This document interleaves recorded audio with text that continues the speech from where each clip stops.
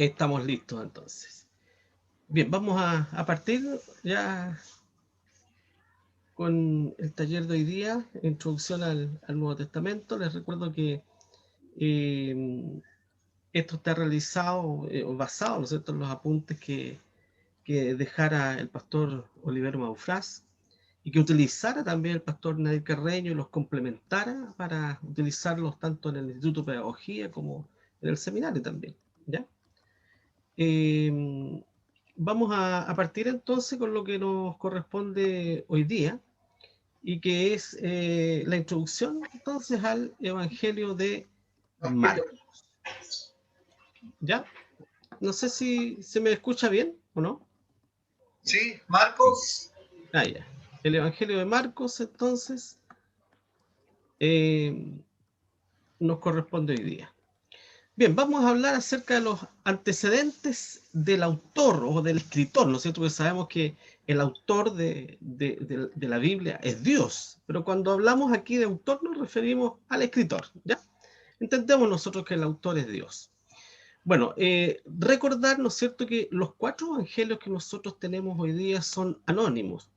Debido, ¿no es cierto?, a que ninguno de los 4 está firmado con el nombre, ¿no es cierto?, de aquel que lo escribió, en ese sentido, ¿ya? Pero sin embargo, como ya lo vimos la vez anterior, debido a todas las evidencias que se han reunido, tanto evidencias internas, históricas, ¿no es cierto?, y de la tradición de la iglesia, nosotros hoy día perfectamente sabemos que en el caso de este evangelio, el escritor fue Marcos, ¿ya? Así que eso es lo que podríamos decir con respecto al autor, ¿ya? Bueno, habíamos mencionado a Papías en la vez anterior cuando hablamos del Evangelio de Mateo. Papías es considerado uno de los padres de la iglesia. Él fue obispo de Hierápolis y fue discípulo también del apóstol Juan, ¿ya? Vale decir entonces que todo lo que Papías escribió, ¿no es cierto?, los antecedentes que quedaron de Papías son fidedignos para poder utilizarlos hoy día como textos históricos, ¿ya? Entonces, Papías decía o dice en sus escritos, ¿no es cierto?, que fue Marcos quien escribió este evangelio y que Marcos lo tomó, ¿no es cierto?, de aquellas enseñanzas y predicaciones del mismo apóstol Pedro, ¿ya? Eso es lo que decía Papías ya, ¿ya? Entonces ahí tenemos una evidencia potente de que en realidad eh, fue Marcos quien escribió este evangelio, ¿ya? El verdadero nombre de Marcos era Juan, como podemos ver ahí en el libro de Hechos, capítulo 12, versículo 12, donde dice, y habiendo considerado esto, llegó a casa de María, la madre de Juan, el que tenía por sobrenombre Marcos, ¿ya? Donde muchos estaban orando. Entonces, ese es aquel, ¿no es cierto?, de quien se refiere acá, este Marcos, que se llamaba Juan, ¿verdad? Bueno, él vivía en Jerusalén, su madre se llamaba María, como ya sabemos, y era sobrino de Bernabé también.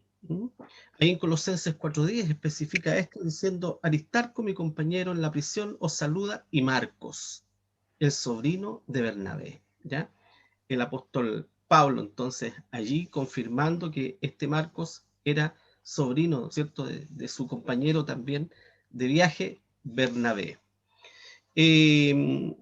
Marcos acompañó a Pablo y a Bernabé en su primer viaje misionero, pero hubo una dificultad allí, ¿no es cierto?, que Marcos retrocedió y volvió, ¿no es cierto?, los dejó a Pablo, ¿no es cierto?, principalmente, tal vez por miedo, ¿no es cierto?, de los sucesos que iban enfrentando, ¿no es cierto?, los lugares donde iban. Razón por la cual Pablo desconfió de él, ¿ya? Y Pablo menciona, ¿no es cierto?, que Marcos les abandonó. Pero cuando pasó este hecho, ¿no es cierto?, y después de un tiempo, corrigió su error y Pablo lo aceptó, ¿ya? Eso lo podemos ver en 2 Timoteo 4:11, donde dice, Lucas solo está conmigo. Toma a Marcos y tráele contigo porque me es útil para el ministerio. ¿Ya? Entonces, tenemos a este Marcos, ¿verdad? Que parece que fuera de muy bajo perfil, pero ojo, que este Marcos estuvo con Pablo en su primer viaje. Imagínense ustedes la tremenda experiencia, ¿no es cierto?, que adquirió Marcos. En esta compañía que él hizo en su primer viaje misionero a Pablo, pero también acompañó a Pedro, fue acompañante de Pedro. Y se dice también, ¿no es cierto?, que este evangelio lo recopiló, ¿no es cierto?, del mismo apóstol Pedro. O sea, la tremenda experiencia, ¿no es cierto?, que fue acumulando en su vida este Marcos, que es bastante bajo perfil, ¿no es cierto? Ahí es mencionado por aquí y por acá en algunos textos, ¿no es cierto?, en algunos pasajes de la palabra del Señor, ¿verdad? Llegó a ser, como lo dije recién, un estrecho colaborador del apóstol Pedro. Ahí en 1 Pedro 5:13 dice, la iglesia que está en Babilonia, juntamente elegida con vosotros, os saluda, y Marcos, mi hijo. ¿Verdad? Así lo llamaba Pedro. O sea, tanta fue, ¿no es cierto?, esta afinidad que tuvo Marcos con el apóstol Pedro, ¿verdad? Esta amistad profunda cristiana, ¿no es cierto?, que Pedro lo menciona como su hijo. No era su hijo, sabemos que no era su hijo, ¿no es cierto?, pero dice mi hijo, ¿verdad? Así era el amor que Pedro tenía por Marcos y la unidad que tenía con Marcos. Bueno, no se sabe si realmente conoció o no a Jesús, referente a Marcos, ¿no es cierto?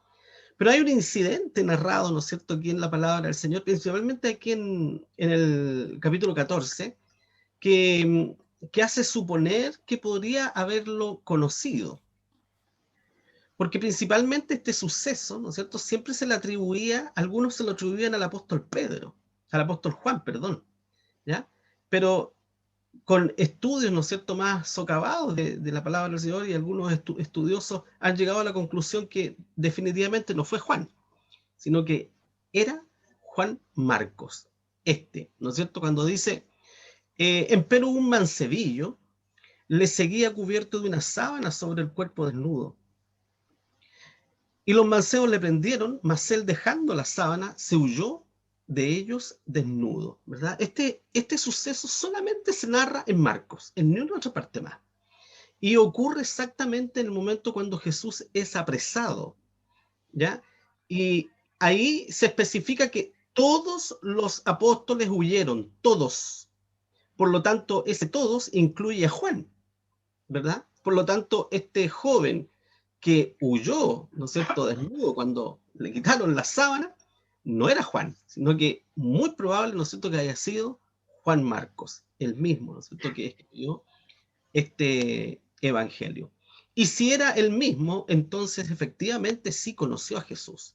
No fue discípulo de Jesús, no fue apóstol de Jesús tampoco, pero sí lo conoció. Y si este hecho narra lo que le sucedió a él personalmente, entonces quiere decir, ¿no es cierto?, que él era muy joven, ¿ya? Demasiado joven, debe haber sido tal vez un adolescente o un preadolescente, ¿verdad?, en ese tiempo. Y que andaba, ¿no es cierto?, ahí cerca de los apóstoles, cerca de Jesús.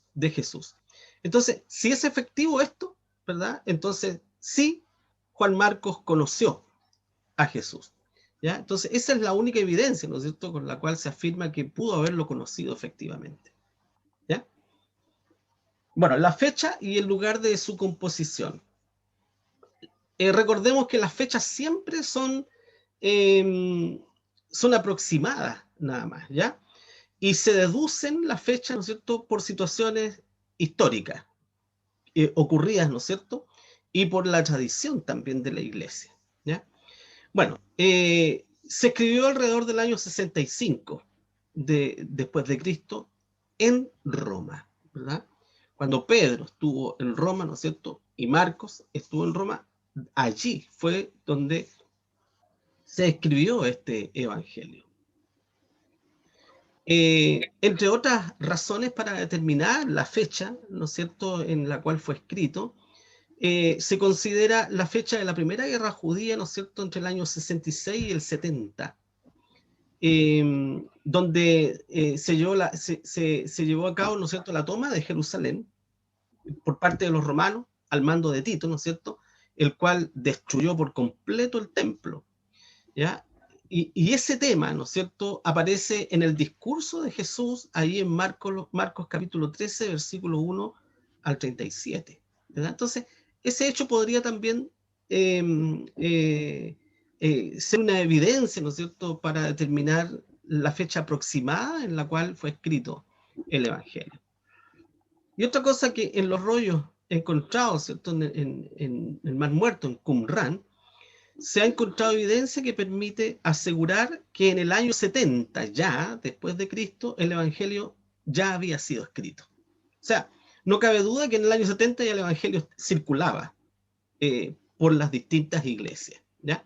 Entonces, se fecha un poco antes, ¿no es cierto?, del año 65, ya que en el año 70 ya circulaba, entonces se fecha con en el año 65, ¿no es cierto?, en el momento en que fue escrito el Evangelio.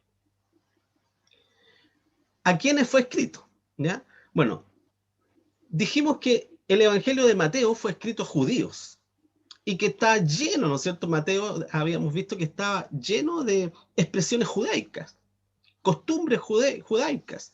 Bueno, a diferencia de Mateo, Marcos fue escrito para los gentiles, o sea, para aquellos que no eran judíos, principalmente a los griegos, ¿no es cierto?, y a los romanos, pero específicamente a los romanos, ¿ya? Bueno, fue escrito en griego, en griego común, el llamado koiné, ¿verdad?, que era la lengua que se utilizaba, era el idioma popular, ¿no es cierto?, de esa época. El Imperio Romano, ¿no es cierto?, el idioma oficial del Imperio Romano era el latín, ¿verdad? Pero el idioma universal y comercial era el griego koiné, así como hoy día, ¿no es cierto? Hoy día, por ejemplo, en el mundo de los negocios, el idioma universal es el inglés, o el chino mandarín también, ¿ah?, que está allí ocupando espacio también. Bueno, en esa época era el griego, ¿ya? Hay pocas citas del Antiguo Testamento en el Evangelio, ¿ya? Y hay pocas alusiones a costumbres judías. ¿Por qué? Porque no las menciona probablemente porque estaba dirigido, ¿no es cierto?, a no judíos, a gentiles, que no tenían idea, ¿no es cierto?, de costumbres judías, ni siquiera, y tampoco, ¿no es cierto?, de conocimiento de las escrituras antiguas. Por lo tanto, hay muy pocas citas, ¿no es cierto?, del Antiguo Testamento. Y en cambio, abundan explicaciones, eso sí, ¿ya? Explica muchas cosas específicamente, ¿ya? Entonces fue escrito, como dijimos, a gentiles, pero especialmente a los romanos. Bien, aquí hay un hecho que me dio un tiempo para, para hacer este cuadro, ¿ya? Para poder entender mejor esto. El estilo en que fue escrito. Cada uno de los evangelistas escribió en un estilo distinto, ¿ya? Y Marcos describe en un estilo que algunos denominan pictórico, a pesar de que este término se usa mucho en arte, ¿eh? Pictórico pero en comunicación, ¿no es cierto?, cuando se habla de pictórico, se habla de un lenguaje, ¿no es cierto?, ilustrativo, que detalla e ilustra, ¿no es cierto?, algunos hechos o algunas particularidades de forma más detallada que otras, ¿ya? Entonces, es pictórico en el sentido que presenta un cuadro vivo de cada escena, ¿ya? Y el ejemplo que vamos a ver a continuación, Marcos, capítulo 2, versículo 2, fíjense ustedes, dice lo siguiente. Esto referente, ¿no es cierto?, a un paralítico que fue sanado por el Señor. Y Marcos lo relata de la siguiente manera. Dice, y luego se juntaron a él muchos que ya no cabían ni aún en la puerta, y les predicaba la palabra. Entonces vinieron a él unos trayendo un paralítico que era traído por 4. ¿Ya? Hay palabras que yo las puse, las ennegrecí, porque van ilustrando un poco más, y vamos a darnos cuenta que ni Mateo ni Lucas ilustra eso, ¿ya? Entonces fue traído por 4. Y como no podían llegar a él a causa del gentío, descubrieron el techo donde estaba y haciendo abertura, bajaron el lecho en que yacía el paralítico. Viendo Jesús la fe de ellos, dice al paralítico: hijo, tus pecados te son perdonados. Mateo lo explica de la siguiente manera: aquí le trajeron un paralítico echado en una cama, y viendo Jesús la fe de ellos, dijo al paralítico: confía, hijo, tus pecados te son perdonados. Listo. ¿Se fijan? Lucas entra un poquito más en detalle, pero no tanto como Marcos. Dice: y aquí unos hombres que traían sobre un lecho un hombre que estaba paralítico, y buscaban meterle y ponerle delante de él, y no hallando por dónde meterle a causa de la multitud, subieron encima de la casa, y por debajo, y por el tejado, perdón, le bajaron con el lecho en medio delante de Jesús, el cual, viendo la fe de ellos, le dice: hombre, tus pecados te son perdonados. Bueno, aquí hay un ejemplo, ¿no es cierto?, bien particular y bien claro, que nos demuestra, ¿no es cierto?, por qué Marcos es pictórico. ¿Ah? Marcos detalla ahí. Él dice que eran 4 los que lo llevaban. ¿Ah? Especifica eso, ¿verdad? Y dice que había muchos que no cabían en la casa. ¿Ah? Entonces, por eso a eso se refiere cuando es pictórico, ¿ya? Porque él detalla la escena, ¿ya? A diferente de los otros evangelistas que se enfocan en otros temas distintos. ¿Ok? Sigamos. ¿De qué se trata? Bueno, los 4 evangelios tratan de la vida de Jesús, ¿no es cierto? Pero este se refiere al aspecto específico, a las obras de Cristo, las obras que hizo Jesús, ¿ya? Omite toda introducción. Fíjense, cuando ustedes comienzan a leer el Evangelio de Marcos, se dan cuenta que inmediatamente Marcos comienza con el ministerio del Señor Jesucristo, ¿verdad? Ahí en Marcos 1:9, ya en el primer capítulo, dice: aconteció en aquellos días que Jesús vino de Nazaret de Galilea y fue bautizado por Juan en el Jordán, ¿ya? No hay genealogías aquí. ¿Mm? Reduce el sermón del monte, que nosotros podemos gozarnos, ¿no es cierto?, leyendo ese sermón del monte ahí en Mateo 6, 7, 8, ¿no es cierto? En cambio, Marcos lo reduce a unas pocas sentencias y se detiene más en lo que Jesús hace que en lo que dice, ¿ya? A diferencia de Mateo, ¿verdad?, que se preocupó de los discursos del Señor, ¿ya? Marcos no. Marcos se preocupó más de lo que el Señor hacía, de las obras de nuestro Señor Jesucristo. ¿Ok? Bien, el aspecto de Cristo que presenta. ¿Mm? Cada evangelio presenta un aspecto diferente de la persona de Cristo, pero todos se complementan, ¿verdad? Marcos presenta a Cristo en este evangelio como el siervo, ¿ya? Como aquel que vino a servir. No presenta su genealogía, como les dije, porque no interesa en este caso presentar la genealogía, ¿no es cierto?, de un esclavo, ¿ya? El evangelio entero ha sido resumido. Fíjense ustedes qué maravilloso esto. Este evangelio ha sido resumido en la frase acerca del Señor en el capítulo 10:45, que dice: porque el Hijo del Hombre tampoco vino para ser servido, más para servir y dar su vida en rescate por muchos, ¿verdad?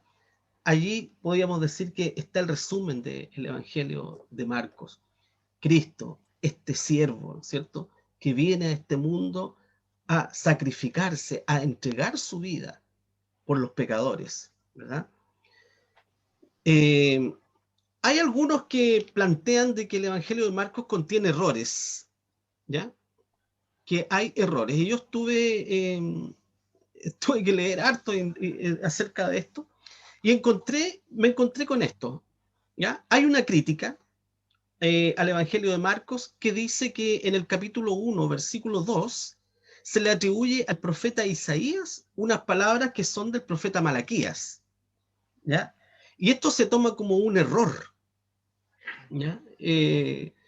Los enemigos de la palabra de Dios, que quieren buscar contradicciones y errores, ¿no es cierto?, ven estos detalles. Entonces, se dice que aquí hay un error, porque en Marcos capítulo 1, versículo 2, que es el que citan especialmente aquellos que plantean de que el Evangelio tiene errores, dice lo siguiente, dice, como está escrito en Isaías el profeta, he aquí yo envío a mi mensajero delante de tu faz, que apareje tu camino delante de ti.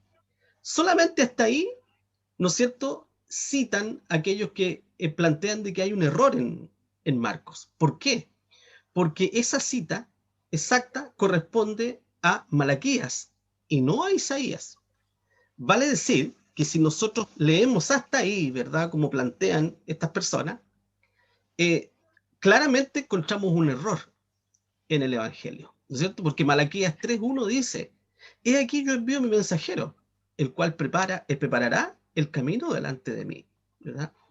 Pero si nosotros consideramos el versículo 3, nos vamos a dar cuenta que no hay error en Marcos, porque el versículo 3 continúa diciendo lo que ya especificaba, ¿no es cierto?, el versículo 2, diciendo, voz del que clama en el desierto, aparejad el camino del Señor, enderezad sus veredas, ¿verdad?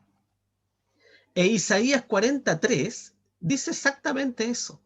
Voz que clama en el desierto, barred camino a Jehová, enderezad calzada en la soledad a nuestro Dios. Entonces tenemos que si nosotros leemos un poco más y nos damos el tiempo, porque hay personas que no se dan el tiempo de leer la palabra del Señor, buscan errores así nomás, ¿verdad? Pero si nosotros nos damos un tiempo tan breve como leer el versículo 3, nos vamos a dar cuenta que sí, efectivamente, ¿no es cierto?, está citando muy correctamente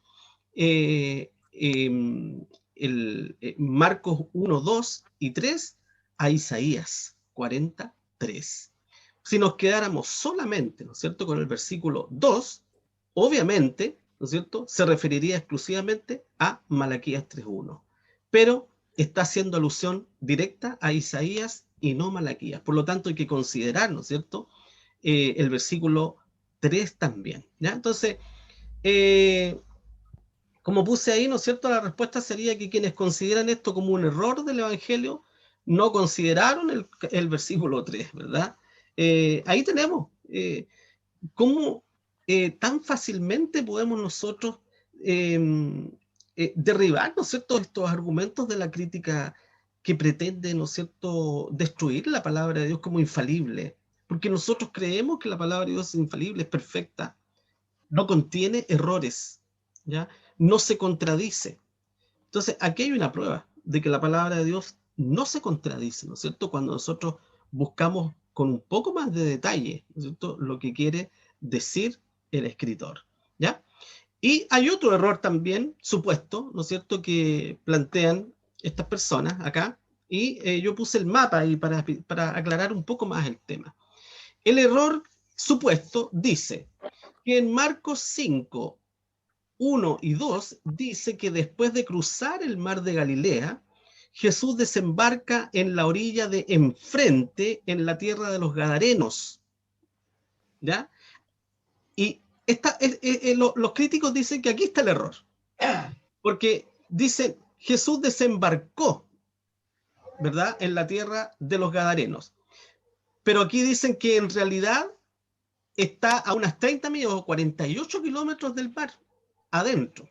Si nosotros, bueno, perdón, antes de seguir, ¿no es cierto?, Marcos 5, 1 y 2 dice, y vinieron de la otra parte de la mar, a la provincia de los Gadarenos, y salido él, ¿no es cierto?, Jesús, del barco, luego le salió al encuentro de los sepulcros un hombre con espíritu inmundo, ¿verdad? Entonces tenemos que Jesús venía desde Capernaum hasta la provincia de los Gadarenos. Ojo, no dice que Jesús llegó a Gadara, sino que dice la provincia, si ustedes se fijan aquí, ¿verdad? Vinieron de la otra parte de la mar a la provincia. Quienes critican esto y ven capítulo 5, 1 y 2 como un error, dicen que en realidad el error está en que Gadara obviamente está a 48 kilómetros. Por lo tanto, no fue en la orilla del mar, dice. ¿Ya? Entonces, la palabra de Dios no dice eso exactamente, ¿no es cierto? Aquí vemos en el mapa, Gadara está más adentro, pero todo esto era conocido como la región de los Gadarenos, ¿ya? No la ciudad solamente, sino que la región. ¿Ok? Entonces, el relato dice que Jesús llegó a la provincia de los Gadarenos y no hace mención de la ciudad de Gadara. Ojo, porque Jesús no pudo entrar, ¿no es cierto?, en ninguna ciudad del sector, porque la gente tuvo miedo de lo que ocurrió allí. Acuérdense ustedes que el Señor, cuando sanó a este endemoniado, ¿verdad? Ocurrió allí que los demonios salieron y entraron, ¿no es cierto?, en un hato de cerdo, y los cerdos se lanzaron a un abismo y murieron. Y el endemoniado quedó, pero sano absolutamente. Y vinieron de distintos lados, ¿no es cierto?, para ver lo que había ocurrido, y la gente con mucho miedo le pide al Señor que por favor se fuera. Por lo tanto, el Señor no entró en ninguna ciudad, se devolvió. Por lo tanto, aquellos que dicen que esto es un error de Marcos están equivocados, ¿verdad? Fácilmente, nuevamente, ¿no es cierto?, nos damos cuenta de que quienes critican la palabra del Señor lo hacen, ¿no es cierto?, muy livianamente, sin considerar, ¿no es cierto?, detalles como estos que son importantes. ¿Ya?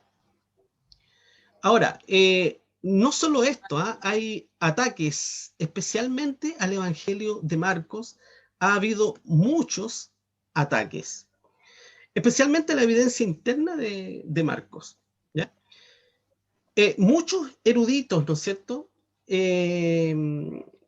que apoyan la crítica textual. Ya voy a hablar un poquito de eso, ¿no es cierto?, que es un poco enredado, pero no vamos a dedicarnos a eso, sino que solamente quiero explicar una cosa bien particular, ¿ya? Estos eruditos, ¿no es cierto?, que son partidarios de la crítica textual y no del Textus Receptus, que es del cual proviene nuestra Biblia, ¿ya? Consideran que el final del Evangelio de Marcos es el versículo 8 del capítulo 16, que ahí termina Marcos, no en el 20 como lo tenemos en nuestra Biblia, ¿ya? Estos eruditos, ¿no es cierto?, que tratan y que atacan la palabra de Dios, plantean de que todo lo que se escribió del versículo 9 al 20 fue posterior, que no lo escribió Marcos, sino que se escribió posteriormente y que, por lo tanto, no corresponde, ¿verdad? Entonces, wow, esto es una acusación seria, ¿no es cierto? Porque nosotros creemos que la palabra de Dios que nos ha llegado a nosotros hasta el día de hoy está perfecta y está completa, no le falta ni le sobra, ¿no es cierto?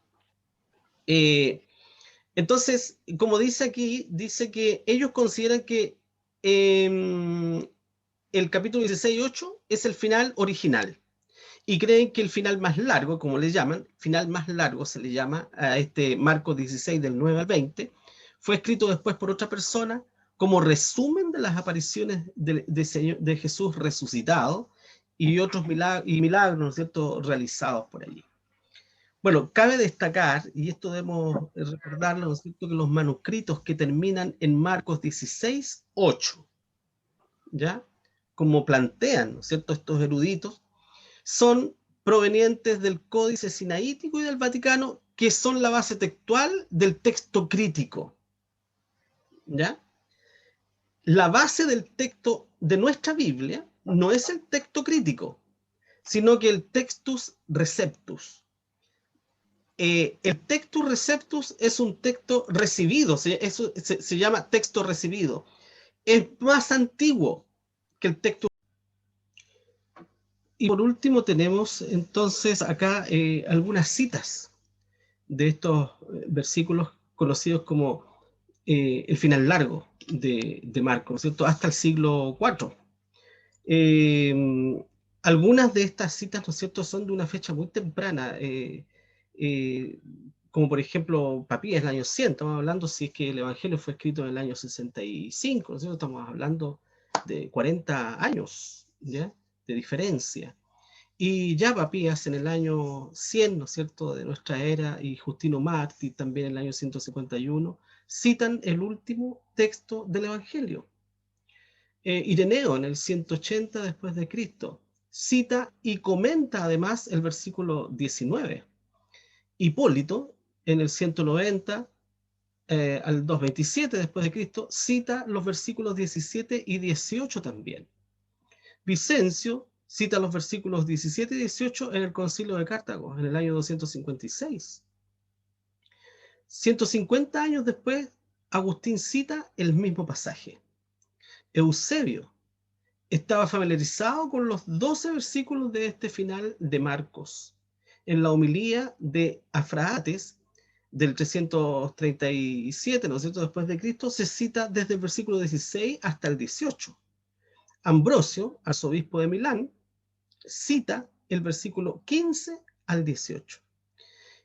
Y Crisóstomo, ¿no es cierto?, en el año 400 después de Cristo, cita los versículos 19 y 20, y además agrega lo siguiente: este es el final del Evangelio.